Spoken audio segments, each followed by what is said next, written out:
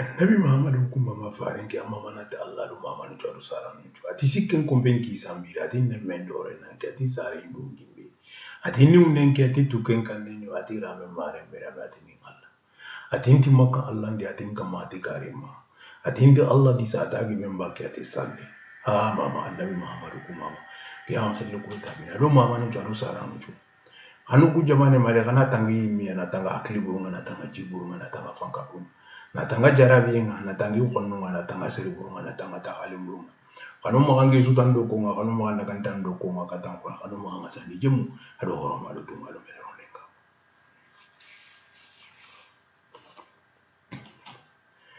nko bon mina ni video ni ke parce que il faut que Mali situation be chogo mina tinya doron de belaba parce que ube mu tinya doron de belaba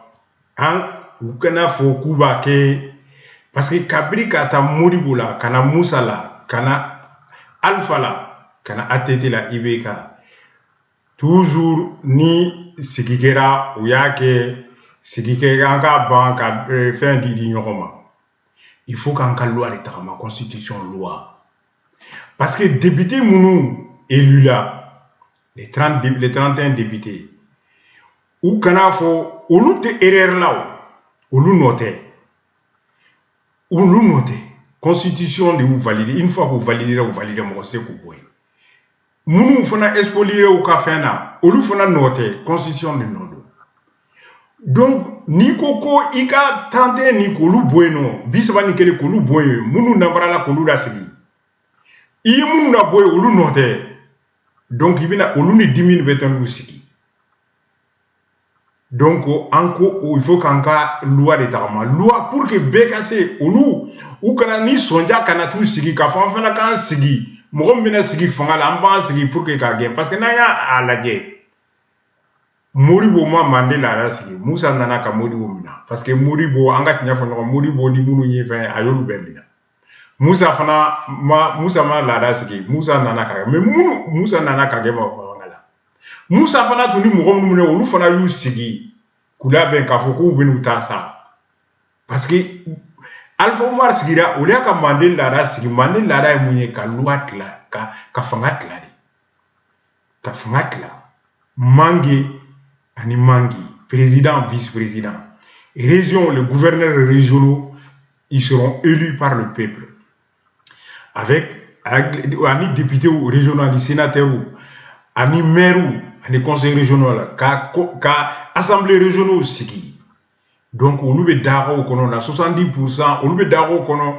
au moins on be daro kono kalo wolonwula kono be fin be ke be daro kono donc mu be ben par exemple kayina fama olu de bo o label nous o label mamna député ou sénateur bi soro ka yele bamako donc kata budget voter donc raison ben ni ka budget bina comme ça ni problème nana dingramina ano kanu amama ko tumbe ten nodi ou tout organiser beten nodi comme ça roi après roi tumbe yala dron de kalo kono ni romi problème atmasi ka résoudre la bataille pour que ka anyana bo odi Mandela dai président vice-président les régions président vice-président à ça nous la cour suprême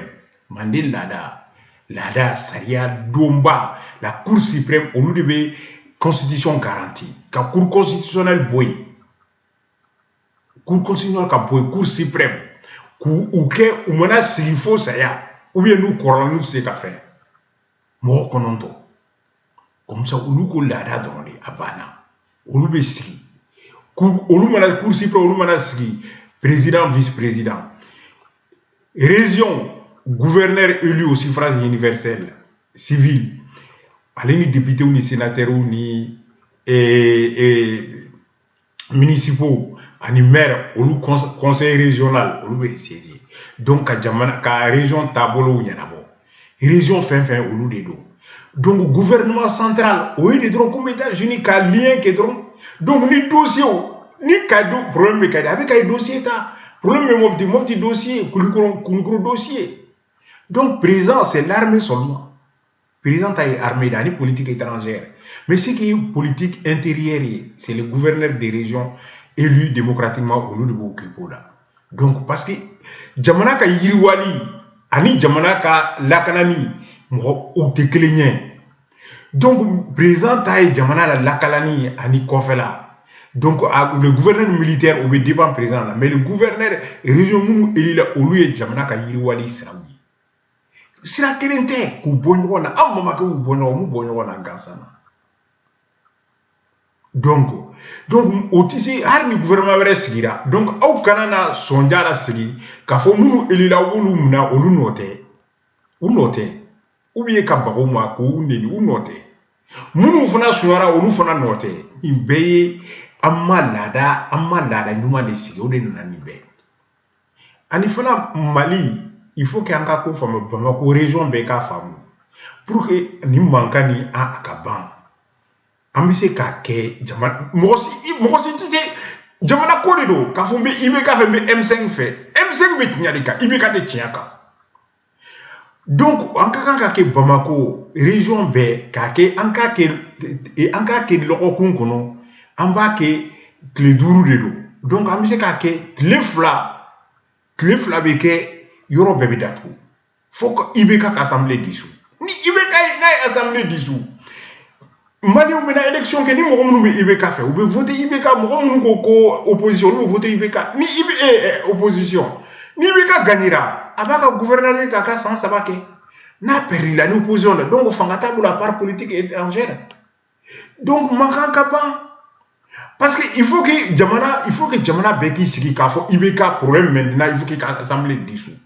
o de la dimi mɔgɔ si ni dimi tɛ sigi assemblée mana dissous munu perdira o munu ko k'u valé donc compteur bɛ kɛ à 0 bɛɛ bɛ campagne damina o kɛni na mɔgɔ si ni dimi tɛna sigi ni mɔgɔ min perdra i b'a dɔn k'a fɔ élection kɛra il faut que malien an ka fara an ka tiɲɛ fɔ k'a fɔ donc parce que ni k'a fɔ désobéissance ninnu b'a kɛ ninnu b'a contre la il faut k'an bɛɛ ka kuma da kelen de k'a fɔ maintenant il faut que assemblée de ka ci k'a fɔ maintenant M5 koɲa kelen tɛ u bɛ tiɲɛ de kan donc maintenant an bɛɛ b'a kɛ don 2 ou bien don 3 lɔgɔkun kɔnɔ fo si tɛ dayɛlɛ fo IBK ka assemblée ci n'a ye assemblée ci baarasenw bɛ daminɛ bɛɛ bɛ taa i ka taa sira la maintenant politiciens b'u ka campagne damina élection bɛ kɛ an bɛ taa voter ni IBK gagnera a b'a ka san 3 kɛ n'a perdira opposition gagnera fanga t'a bolo tugun a bɛ to président ya la mais fanga t'a bolo donc mɔgɔ ma dɔgɔya mɔgɔ ma neni mais loi ni de ye loi ye n'a kɛra ni tubabu tun bara la bɛɛ n'a u ye assemblée ci ni de ye loi ye mais an kana fɔ k'an b'a kɛ ŋanamu ye ka taa parce que ŋanamu ninnu député 31 u tɛ se ka bɔ yen minnu perdra u tɛ se ka na sigi donc ni loi dɔrɔn de a mana ci bɛɛ bɛ lafiya donc o ye tiɲɛ jamana bɛ lafiya an bɛɛ bɛ lafiya donc il faut que maliyɛn bɛɛ de ka jɛ k'a fɔ IBK maintenant assemblée de ka ci o dɔrɔn de ye mɔ dimi bɛ ban comme ça ko bɛ ni assemblée cira sisan nɔ bɛɛ bɛ taa i ka baarakɛyɔrɔ la politiciens bɛ t'u ka campagne daminɛ élection bɛ ɲɛnabɔ et économie jamana bɛ commencer ka tagama an bɛ bɔ nin na fura fosi t'a la assemblée cili kɔ hali n bɛ kelen f'aw ye Mali Kuluba ye Sonsoridugu de an b'a ye ni Fakoli Kunba ani Fakoli Daba Jamjankoli Pharaon u b'a fɔ yɔrɔ min na Mero Egypte olu de filɛ Fakoli Kunba ni Fakoli Jamjankoli u b'a fɔ min ma ko Sunjata ale de filɛ muso de don c'est le symbole an bɛɛ ba n b'a f'i ye o fɛn de don donc n'i donna kaburu nin kɔnɔna na u b'a fɔ ale de ma k'a ka kin woro i bɛ woro fɔlɔ mun ye woro jɛman mun ye ale de ka taama don ale de ka taama don donc ni Mali Kuluba ye Sonsoridugu de ye ni élula président Kuluba kan'i sigi dɛ n'i ma Manden sira tagama kan'i sigi i Sonsori de parce que i laban i bɛ gɔn a diyara i ye ma di i bɛ gɔn ne n'o f'aw ye dɛ jeliw bɛ mun fɔ la o de filɛ jeliw b'o de fɔ la Sonsoridugu Kuluba ma jamana wɛrɛ fɔ dɛ mais Mali Kuluba ye sonsori dugu de o de filɛ a kɔrɔ o de ye Fakoli Kunba ani Fakoli Daba Jamujankoli n'i kɛra Mali président ye i ko k'i tɛ Manden sira tagama ka n'i sigi dɛ i b'i sonsori i taara sonsori dugu de la i laban ye goyani ye n b'o f'i ye i ma Manden laada a u ɲininka hari Alifa Umaru Konare mun ye san 10 k'a ɲininka a ba yɔrɔ a y'a yɛrɛ ɲini de a tun tora ye bori de a y'a yɛrɛ ɲini de o de b'a fɔ ko ka bori a kɔrɔ y'o de minɛ Kuluba bɛɛ bɛ kulela n bɛ kɛ Mali président ye Mali président ya i bɛ taa sonsori dugu de sonsori dugu olu de ka yɔrɔ don i bɛ taa sonsori dugu de a kɔrɔ de i bɛ taa sonsori dugu de n'i ma olu ka sira tagama i bɛ gɛn a bɛ ba yɔrɔ yɔrɔ i b'i yɛrɛ ɲini jeli bɔ a ko ne ma ko si bɔra n gɔni na si bɔra n gɔni gɔni bɔra jamu na jamu bɔra jamu tɛnɛ na jamu tɛnɛ bɔra Mulayi Tarawele la awa ninnu bɛɛ kɔrɔ o bɛ Ngaje o bɛ premier testament kɔnɔna na a bɛ kɔrɔ min nin de filɛ a filɛ jeliw filɛ nin de dɔnkilida la aw bɛ bitɔn lamɛn bitɔn ni u ka dɔnkiliw b'a lamɛn sonsori dugu Kuluba ye sonsori dugu de n b'a fɔ aw ye k'a yira aw la aw k'a dɔn mun de ye Kuluba ye sonsori dugu n'aw b'a minɛ aw k'a minɛ donc bɛɛ bɛ girin girin parce que ni nin kɛra n bɔra ka mun fɔ sisan n'o bɛɛ kɛra assemblée fɛn na gouverneur régional bɛɛ tɛna girin girin ministériya kama Bamako bɛ vide a camancɛ tilancɛ bɛɛ bɛ segin i ka région na parce que i b'a i ka région na siraw bɛ dilan parce que gouverneur de politique ale ye pour que ka cahier de dilan il est élu pour ça donc assemblée la a b'a ka politique générale déclaration kɛ assemblée régionale kɔnɔna na assemblée régionale donc députés ni sénateurs ni maires ni conseillers municipaux u b'a suit n'a fɔra ko nin sira nin wari de bɔra ka nin sira la ka Kayi sira dilan ka taa bila fo ani Bamako camancɛ la olu b'a jate olu b'a lajɛ a tɛ se ka dun wari tɛ se ka dun Bamako fana ta bɛ ten wari tɛ se ka dun Kulukɔrɔ ta bɛ ten wari tɛ se ka dun Segu ta bɛ ten Sikaso Mopti Mali région bɛɛ a tɛ se ka dun o de ye Manden sira ye Manden laada ye o de fanga bɛ di fanga sigiyɔrɔ da de la sigiyɔrɔ da de bɛ occupé ka fɛn na donc société fɛn fɛn par exemple Kayi mine u ni Kayi gouverneur ni Kayi assemblée de b'a discuter Kayi gouverneur ni Kayi député ni Kayi sénateur ani Kayi maire ni Kayi conseil municipal donc société minnu bɛ Kayi mine exploité n'olu de bɛ discuter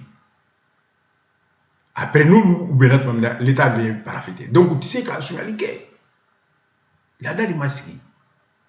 donc n kan de bɛ n b'a fɔ aw ye a diyara y'aw ma diya aw ye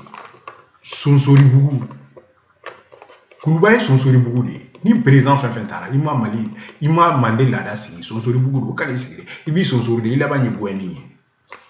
i b'o ka nin kɛ ka tile hɛrɛ caya a tɛ si kɛ n kɔnpɛn k'i sanbira a tɛ nɛmɛ dɔwɛrɛ nan kɛ a tɛ sara yi dun dimba a tɛ ni nɛn ki a tɛ tu kɛ kan ne no a tɛ rame mare mɛra a tɛ ni Allah annabi Muhammadu kuma ma fare ta binu ke o kama mana ta Allah adu Muhammadu jado sara nito kanne ma do awro ma do khabar karo katike o ga awro ma ga wuro ke